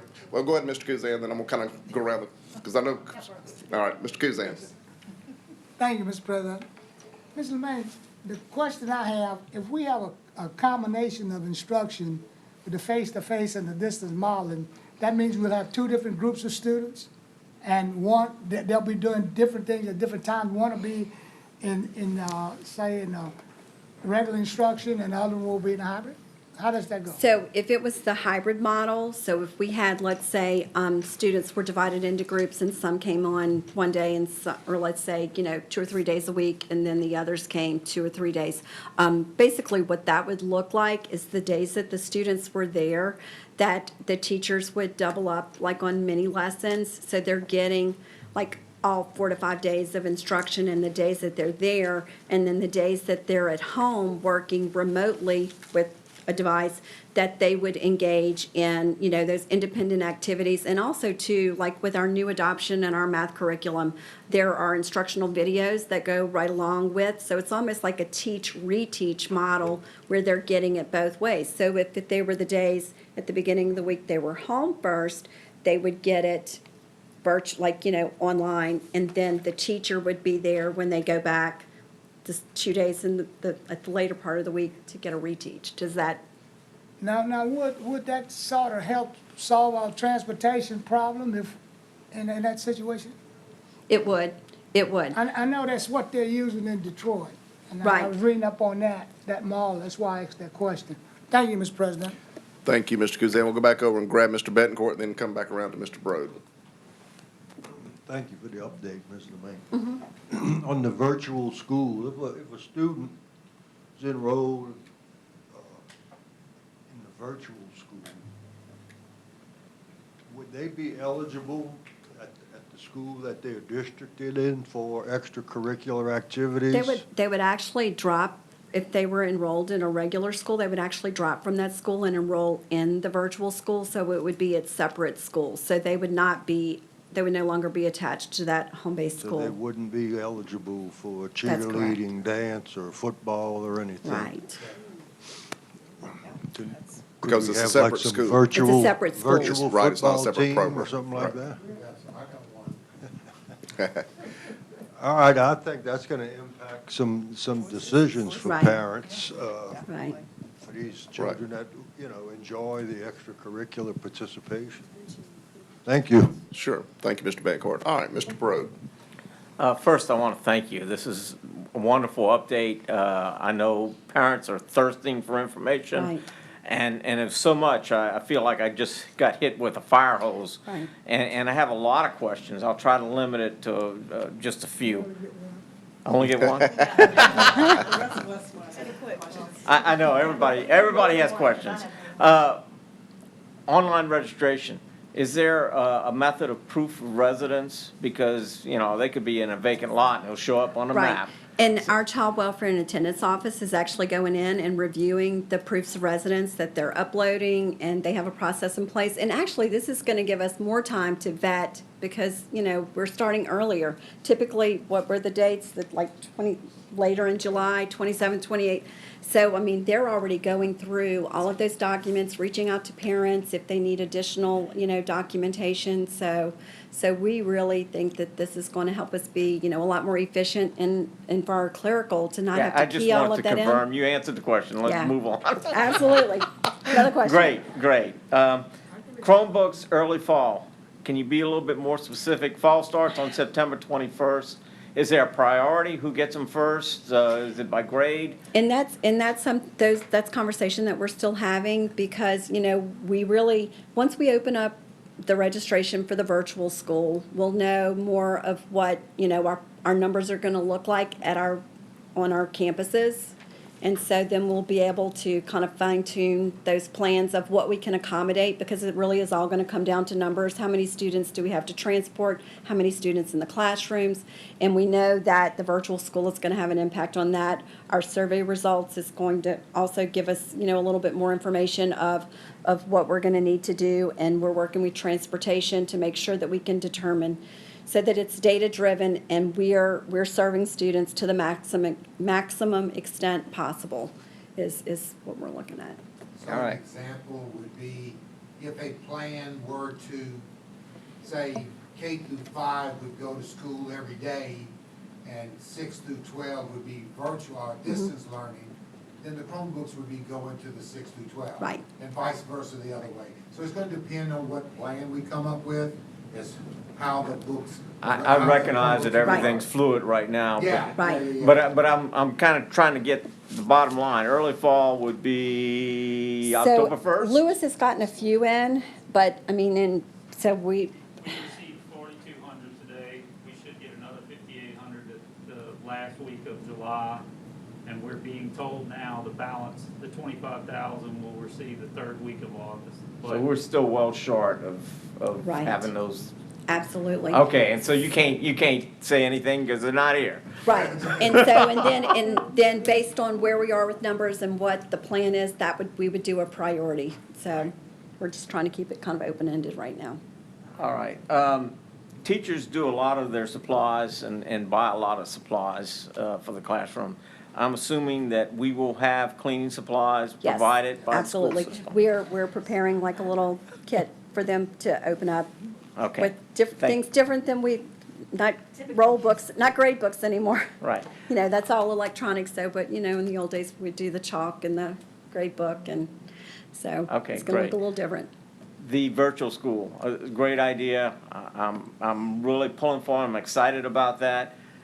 I have questions about, are we gonna continue and how long? And I know you can't answer all this, but we have a virtual system already. Program, correct. Virtual program. And then you're gonna have a virtual school. Is there gonna be some merge of this where if you develop a class for one, it'll be available to the other? And so that you only have 4 teachers in your virtual school right now. Right. And so if you're already developing a course online by some other teacher, shouldn't it be available in virtual school and vice versa? So with the virtual school, it's a platform. It's like a learning platform. So the courses are already built for the Okay. virtual school. So as far as that goes, and yes, we will maximize our resources. We have the program. The program will stay intact, but we will share those resources of teachers, just like we're taking our homebound teachers and we're utilizing them in the virtual school program. And, until we know what our enrollment numbers are, and if students are moving from our traditional school setting to the virtual school setting, you're going to have that population shift, so we didn't want to go ahead and Virtual just. school right now is an all or nothing. I mean, it's. Right. Okay, so they are separate right now, but the Correct. courses would And the may be program will available. still service, like our alternative program, and we'll still have our credit recovery and those types of programs. So that's more of a program base. Those students would still be attached to their home-based school, so that's different. And so these students would actually be choosing to go 100% virtual as a school. Okay, I'll drop the rest of the questions for now. Okay. Thanks. All right, we'll come out here, Ms. Lamy. So thank you very much for all of your work, just for everything. It's great. I do know that I have a ton of questions, and I'm going to try to just pick like 3. I think one of the most important, I know lots of changes are going to happen. Can we make sure that we have a full-time nurse at every school? Is that something we've looked at or thought about, or do you know? We've thought about it. Just- We only have 29 nurses, so you're looking at, That's a lot, yeah. 26 more. It's a big budget item. Big. It's a big budget item. Well, I would like to just suggest that we try to at least get some more, because I know that I've had some issues in the past, and I can only imagine what that's going to look like this year. So I just want to throw that out there. Certainly look at it when- I mean, I know that's a lot, but I mean, I didn't realize it was that much, but I just think it's something important. The virtual school would provide their own computers, is that correct? Or would they get a device from us? So for right now, because we don't know when all of the devices are going to come in, so initially, the depends. program would be, Eventually, we would provide one if they registered? eventually we would, but for us to start out this Now, school year, right. we don't. I understand that. Yeah. Okay, the next one is about a stipend for teachers doing their training. Are we offering anything like in lieu of Summer Institute? Like I know they used to get a stipend for going to that, but I know this is required. Are we doing anything So for right teachers? now, the training that is posted for teachers is optional. Oh, good. Good. But it will be when Like school professional starts. development? Professional Okay, good, development perfect. days, I that just wanted they to make will sure. I've have the had questions opportunity. from Yeah. people about So this, no, so- we're gonna have like the afternoon PD, they'll have a choice Perfect. board and they'll plug And if in they've those already done it, they can choices. do something else? Absolutely. Excellent. Because we know that they wanted that training early. So they could prepare. Absolutely. Right, I got it. So we That wanted to makes get it out as sense. quick as we could. That's awesome. And then the last two kind of go together, so I'll just make them real quick. I know everything's going to look different, everything's fluid. Well, we found out Bessie's doing some more guidance on the 14th, isn't that correct? Okay. correct. So they say, until they push it back to the next week, and then we get to, but Compass and testing, don't you think that will look very different for our state if we do it at all, since we've got all of this? Right. So as far as like the compass goes, we're actually taking a look at the rubric so that we can identify, because yeah, it's going to look way different. different. And that's something that I'm planning to address. So we may still do observations, but it might not be for highly effective, or we might change the way we look at this, because the classroom, we don't know what's going And to I happen. don't know that anyone has really thought about that yet, Yes, but we I've have, gotten, like, we've gone questions through, from- we've gone through the rubric, and that's going to be Fixed our it. next step, is to approach. Awesome. And to get some feedback on that, because we know that they may not be able to hit all of those indicators based on the new way Right. that we're I having to can't do even believe school. that teachers are thinking about that right now, because I would have never been thinking of that, but I've Right. probably gotten like 5 questions Right. about testing and. We so, are, thank we you. are absolutely taking a critical look at that, and we'll be sharing what we find. Thank you. Thank you, Mrs. Lamy. Mrs. Drucker, do you have any questions? Thank you, Michael. Ms. Lamy, thank you so much for all your hard work. I echo everybody else. My question is, I'll just keep it really brief, is more like on virtual schooling. Is there any reason why we're keeping it just to one semester? The commitment The would be commitment. just commit to the full semester. I mean, certainly they can do it beyond one semester, but we're asking for a semester by semester commitment. Like if you commit that you can fulfill that semester and not flip-flop back and forth, because there is, that financial obligation for the school system on a semester basis. So if they decide at Christmas they want to go back to their regular school, maybe things have changed, with what phase we're in or where we are with the virus, then, they may choose to do so. But if it's something that they want to do for the whole year, yeah. I mean, that's What gonna be about up to- if they're a senior and they opt for this? How do we handle graduation for them? That's why because initially we just hired 4 high school teachers, and when we started looking at it, it's like, we really are gonna have to have somebody that's going to evaluate transcripts to be able to determine can they meet the on-time graduation. So we will, it'll be on a case-by-case basis, but absolutely, we want to make sure that if a student is choosing the virtual school option, that they know if they're going to be able to have on-time graduation, or, is there the potential that maybe something is not offered, but we're going to address that on a case-by-case. So, but that's the purpose of that counselor. Do you have to forecast, and I know this is strictly a forecast, what do you envision the numbers to be for enrollment for virtual school? What are we anticipating and what are we ready for? We got to look at the data in the survey, that's going to be part of it. Then we have registration Right. starting this coming week, so we'll see what those numbers look like. And that's why We don't know right. until we see the data. Absolutely, and that's why we wanted to open up the registration so that we could have hard numbers. So, because, I mean, we have to make some hard decisions, so we really do need some hard numbers. So we got a lot more possible changes and modifications. Okay, thank you, appreciate it. All right, Mrs. Drucker. Mrs. Richardson. Thank you, Mr. Nation. First of all, Ms. Lemaine, I would like to extend condolences to you, and what a tremendous workload you have in the midst of that, and I'm very empathetic to that. So I'm very grateful for the communication you've put out tonight. There's so many questions from the community, parents, and Right. teachers. Ms. Lammy, I believe, briefly mentioned it, but on the 14th, you're expecting to get an announcement from the governor. Could you just elaborate possibly on that? Because I think it would help the Bessie. community, or Bessie, just understand why communication has been difficult to roll out. I think it's important that they hear what we're waiting on. Oh, we don't exactly know. We just hear that Bessie's going to come down with some regulations, but we don't really know what they are. Correct. One of the things I've really appreciated up to this point is just the fact that you've been very methodical in how you do roll out the communication, because you don't want to have to retract and keep Right. changing.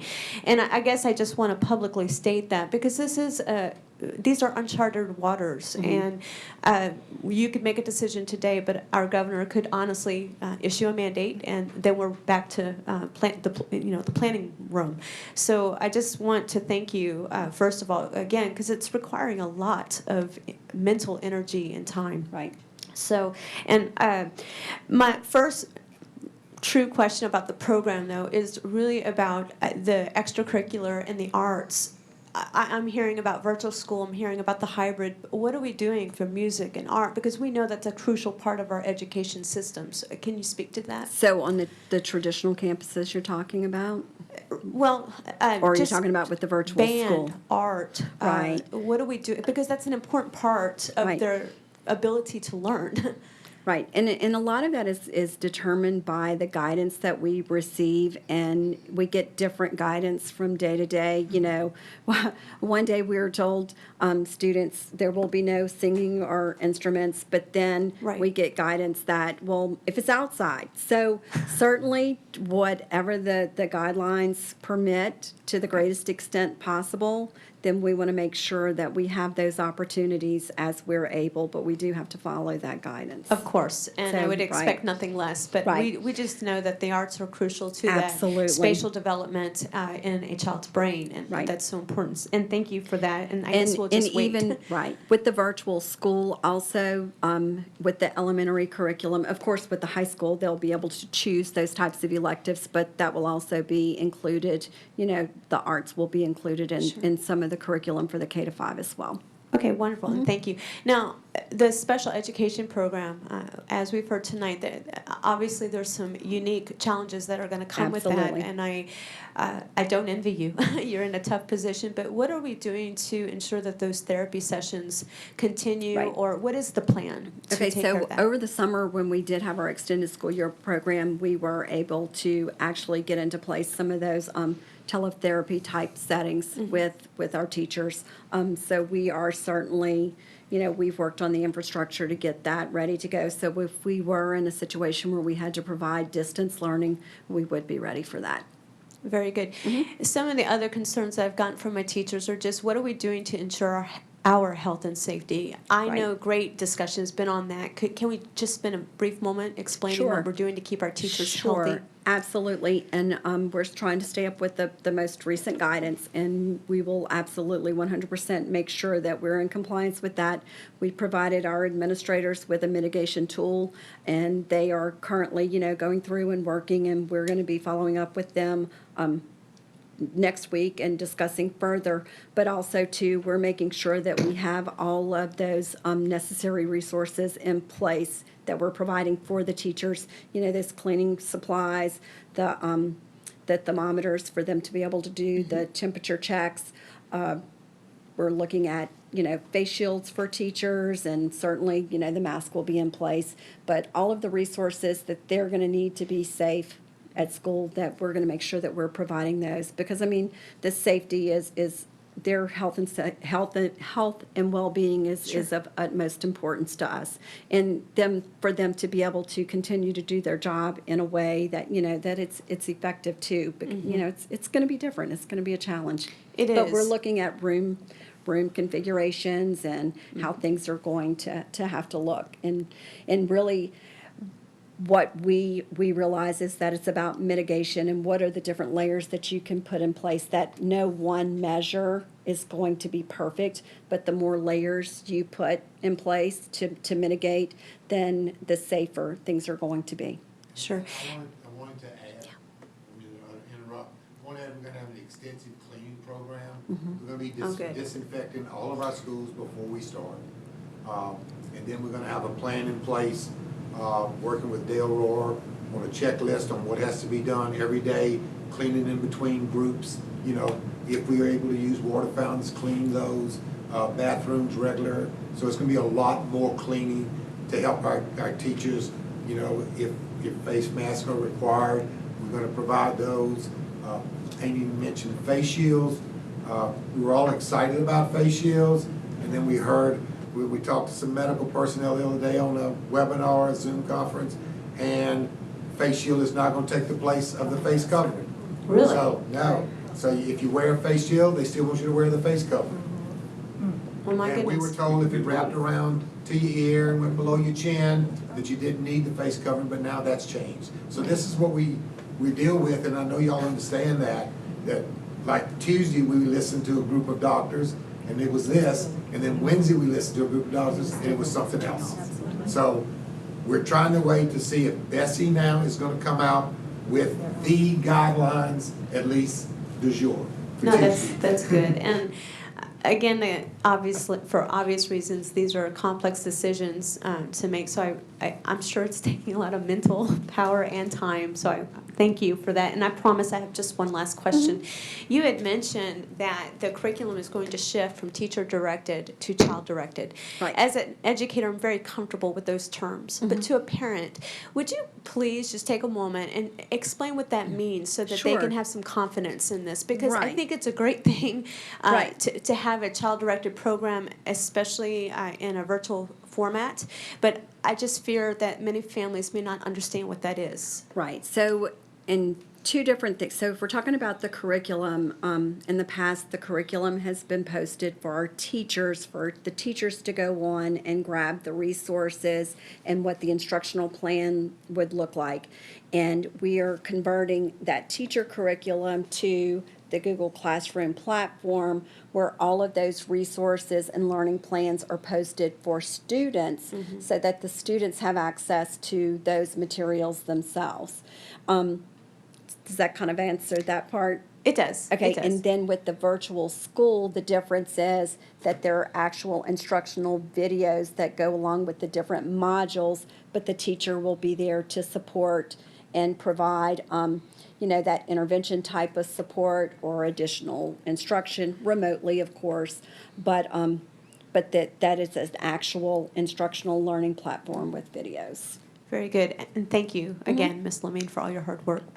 Thank you, Mrs. Richardson. Mr. Luke. I just have one little quick question. I know we replaced the doors at the schools there in order to have the one secure entrance. What is our plan for getting the students into the schools every morning? So as far as like the entrances? Yeah, we're still going to try to have a single point of entry, okay? We expect car lines to be a lot longer. A lot of people are going to be transporting, so we may have to have additional personnel out there directing them. We're not, we've talked to the medical professionals.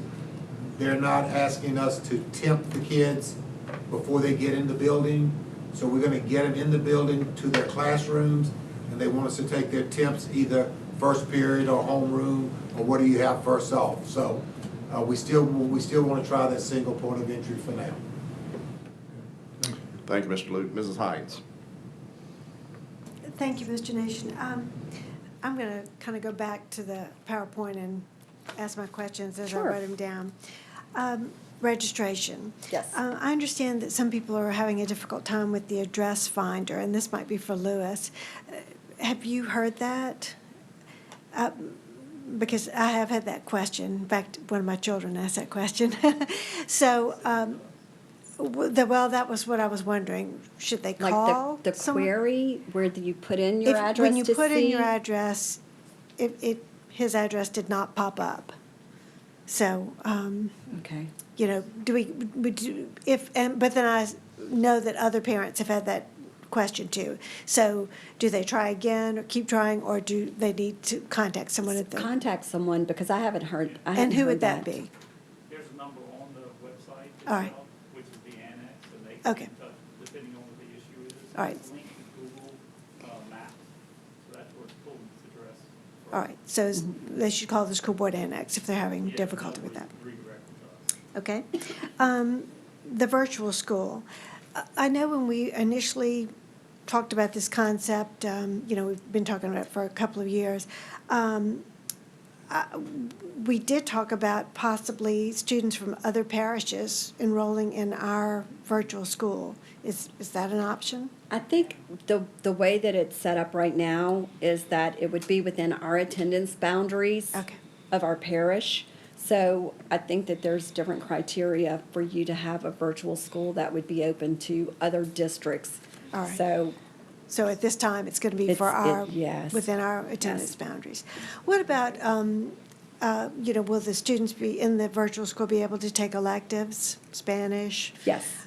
Things such that, foreign language? Yeah. Absolutely. All right, is it going to be a block schedule, or will it be, do they get a credit after one semester, or will it, let's say if they take algebra? We award credits in our system on semester basis, so it would be aligned to that. Okay, that sounds good. Now, then, one of the other screens in the PowerPoint survey, and you say we have about 24,000 respondents so far, and I know that was just an estimate, but are these, can anyone take that survey? In other words, we call it parents and caregivers, but let's say you don't have children in the school. Can you submit through the survey? It was only sent to the ones that had students in the school. But open. it's online. Yeah. So anyone So it's could go, cut- I'm just right. curious, because, you know, I mean, it could, you know. And It's possible, Yeah, It is all right. possible. Right. Just curious about that.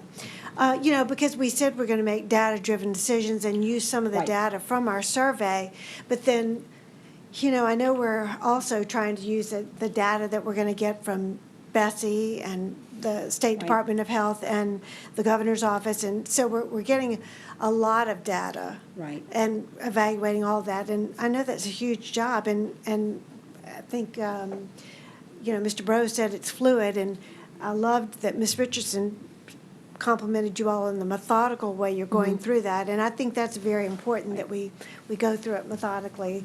I think you all read an email that I sent to board members this week that I know we wanted to plan definitively now, but it's just not possible. So, you know, we're working on that, and I Right. just, But we will, like, once we, like, you know, students start actually registering, that's why we want to open up the registration for the virtual school next week, because Sure. those will be firm numbers. And also, too, we're working on a plan with transportation to firm up those numbers as well. So the survey results are certainly the first layer, but we do plan to shore up that data for us, because we do want to make decisions based on real numbers. thank you. And, you know, this is just a comment. I know that people in the community are very concerned about what we're going to do about the opening of school. And I know that you all are working so hard, and I really appreciate that. And to the public, I feel like sometimes you may think these are vague plans, but I can assure you that the plans that are being made, once we get all the guidelines, they're going to be in place, and I've seen the actions of this system enough that get them and roll them out. So keep looking at the website, keep looking at the communication that the school system's putting out, and we're going to go with it when we get the opportunity. So, Absolutely. and thank you all for that. Thank you, Mrs. Hines. Mrs. Page? Mrs. Page, do you have a mic? I had a question about the virtual school. Are we going to be offering like AP and dual enrollment through the virtual school for our juniors and seniors? So with those, that's something that we're still looking at. Okay, I 'cause think there are some options, but Good. we're still investigating. Good. I think that's really important because, I mean, if we're going to compete, you know, at the Right. national level like Right. we've always And it's done, gonna they've got to have those courses. Right, and sometimes it comes down to teacher certification Sure. and those types of things. But, you know, we are certainly, you know, at this day and age, thinking outside the box and how can we make things happen. And, you know, as we start populating that school, there, you know, we look for opportunities. And if we start out and we're not able to, then that's certainly something that we're going to grow. Okay, So, thanks. Yep, absolutely. Thank you, Mrs. Page. Mr. Green, do you have any? I'm just curious, and I don't, this isn't something probably you can answer, Ms. Lemaine, but if Bessie or the state puts forth guidelines that we as a board don't necessarily agree with, what are the repercussions if we were to do something different? So what we were told is that what's put out by the Office of Public Health is what's required, and that what DOE is putting out, a lot of that is best practices. So it's just going to depend on the context that they put it out. Is it something that is just a best practice, or is this something that they're requiring? So if it's a mandate, then we're going to have to. If we don't follow, we're subject to lose funding. And that's Right. likely from guidance from the Office of Public Health and other. They're working That's together. right. I'm sure their guidance is going to be the same. Okay. I think it will be. All right, thank you, Mr. Green. Mr. Derman? Thank you, Mr. Nation. You know me and academics, and we go way back, so. So Yeah, my we lost question- a school because one- you one didn't. One of my questions actually deals with one of the public comments earlier tonight's meeting about athletics and about attendance and that type of thing. So if we do have a mixture of attendance for teaching or whatever at the high school, so to speak, and is the attendance like LSHA or going to penalize kids for not only being at school No. 3 days a week? No, those minutes would count. If it's distant, like if it's a half and half, if it's a hybrid model where they're in school part of the time and at home part of the time, that instructional time counts. Okay, that's very positive. My second question deals with virtual school enrollments or whatever, or even if we have a combination of enrollments.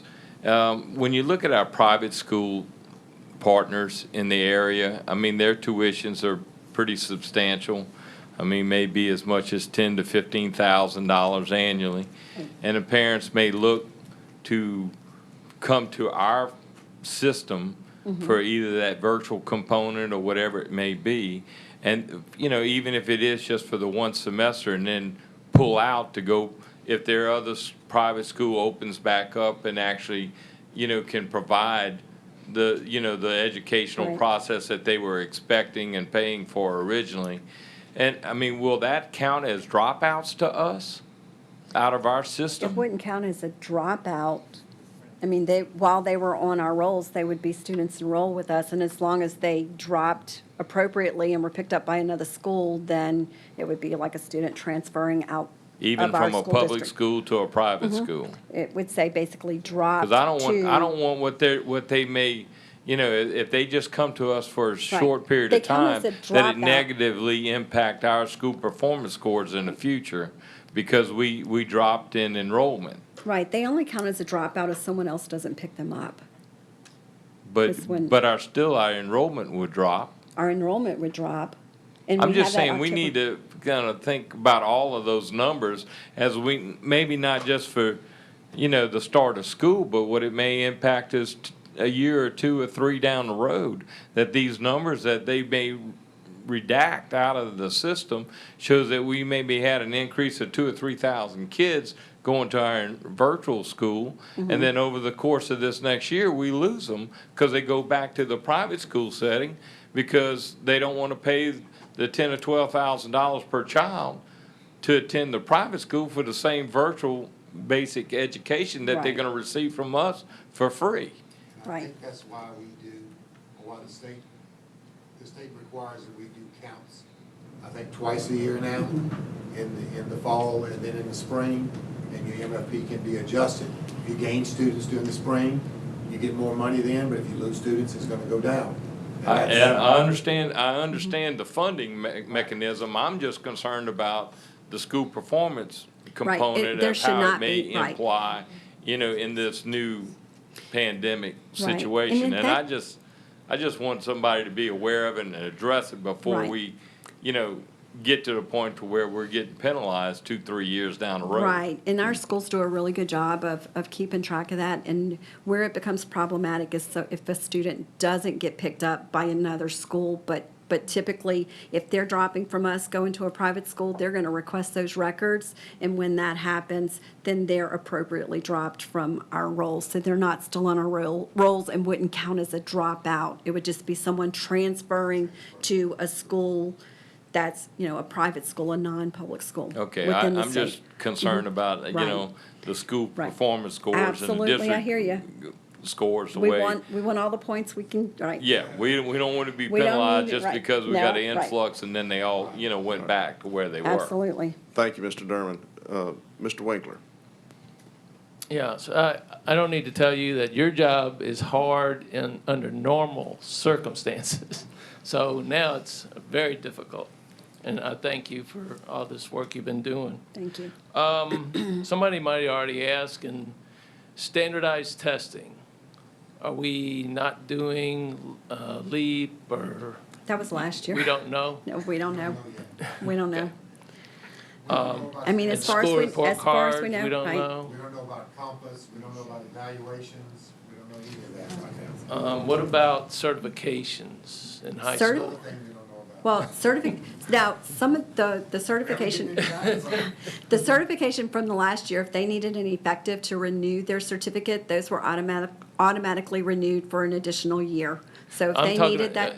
I'm not sure, I'm talking about, like, if you need a welding certification to Got graduate. it, IBC, right, Is that what we're talking about? right. Okay. Okay, no, I was talking about teacher certification, but if you need those to graduate, then certainly Melissa's been working on all of that, and we've been trying to get those kids in that needed to finish up from the last year, some of those performances to be able to get those certifications, and that's certainly something that we'll monitor coming up Because as far as. that's gonna be hard to do, to be at school enough hours, or to be, some of them have to Right. go on the job, I think, to get so many hours. Right, and actually, we're trying to finish some of that up this summer from the last school year. Yes, we're working on it. And, I think that's about, that answers all my questions. Thank you, Mr. Winkler. Mr. Harrell? I'd like to thank you for your presentation an hour ago, but I appreciate it. I'll keep it real short. Registration dates for the online school, is that a We're confirmed opening- cutoff and stop? We're opening on July 15th, and then we'll have open because it's online. That's just the day that we're making that virtual school, STPPS, virtual school available for registration. Do we have a close date? No. No close date? And is this gonna be like a pilot program where we limit how many people can register, or is it wide open? Right now, it's open, but, once school starts, certainly we'll have to take a look, because, once school starts, we'll have to have staff set. So that'll be something that we look at once we have our start, once we start. All right, and the Chromebooks, like that first batch of Chromebooks, will the teachers get them so they can familiarize themselves with the Chromebooks? Some of our or- teachers already have They them, already- but not all. So again, that's gonna go back to, we're gonna have to prioritize, and that's a part of the equation, because it's gonna depend if it's that we have to do a hybrid model. For example, if we do a hybrid model, for junior high, grades 6 through 12, then those teachers and students are going to need those devices to be able to implement, that hybrid model. So it might not be the K to 5, whereas grades 4 and 5 had them this year. So we just really need to, we're trying to hold off on those decisions until we know exactly what the models are going to be based on the numbers, how many students we can get to school, how many in the classrooms, how many are enrolled in the virtual school, because we know that that's going to pull some numbers from our schools. So we really want to have good, solid numbers, make those decisions, and then make sure that we're getting them all of the resources that they need to support that learning environment appropriately. All right, last one, we mentioned heavy cleaning. Is that gonna be is that a contractor coming in, or is that gonna be like a custodians? Is that gonna be increase in hires, or is it gonna be the same ones? Not anticipating that at this point in time. Perfect, that's it. Thank you, Mr. Harrell. Ms. Lemaine, I know, as I said to the board as we start out, this won't be our first bite at the apple for this, so I know we'll be probably getting together, in the next few weeks for another update from you, maybe even before our, regular meetings. And Mr. Jabby and I will be talking about that in the coming weeks, coming week. All right, well, I just want to end with this, then we'll move on to our other agenda items. I want to build on something Mrs. Hines said, because she said it so well, and build off of that by saying that I want you and the entire central office team and all our teachers to know that, this board supports you 110%, and we're going to be, and as our support role, we're going to get behind you, and if we have to, maybe get in front of you at times, just to so that because we trust you completely. If we didn't, y'all wouldn't be in the positions, and we wouldn't be up here. So we trust you 110%. So we trust your instincts. We know you're going to do the right thing for kids and our teachers. This is not your first time at the rodeo, doing this for teachers and kids. It is a different situation, but you all are experienced and know what you're doing. And and we're going to, in our communications with our constituents, certainly we're going to continue to say how much we support you and ask our constituents to be patient and to trust y'all as we trust you. Thank you so much. Thank you. All right. Moving on now to our other agenda items get my agenda back up. All right, so we have approval of recommendations from committee as a whole for Human Resources Education held July 2nd, 2020. Mrs. Page. As a whole for Human Resources and Education met on Thursday, July 2nd, and recommends the approval of superintendent search process as presented at the committee as a whole meeting, and I so move. All right, is there second? Mrs. Richardson seconds. Any questions or comments from board members? Okay, Mrs. Richardson. I just wanted to briefly thank Ms. Hines for the work that you did. I was really impressed with what you delivered for us. It gives me great confidence. I've never been through this, so as a new board member, I'm very grateful, so thank you. Thank you, Ms. Richardson. Any other questions or comments? All right, any questions or comments from the public? All right, not seeing any, please vote.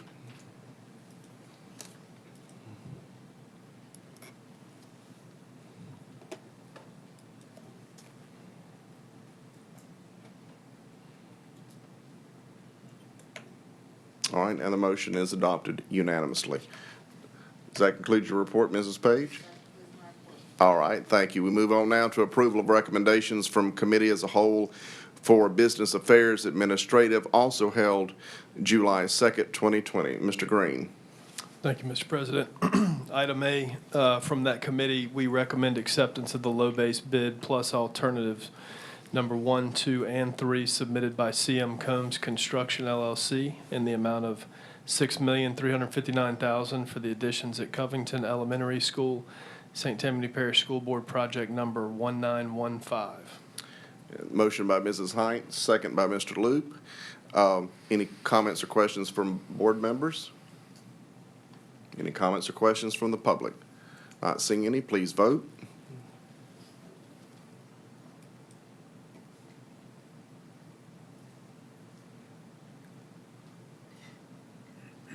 And that motion is adopted unanimously. Mr. Green?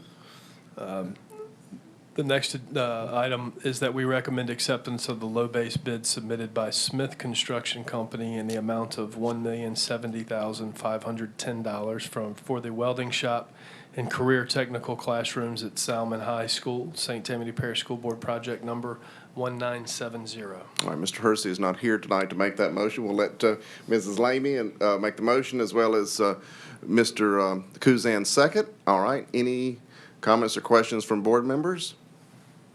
Any comments or questions from the public? Okay, please vote.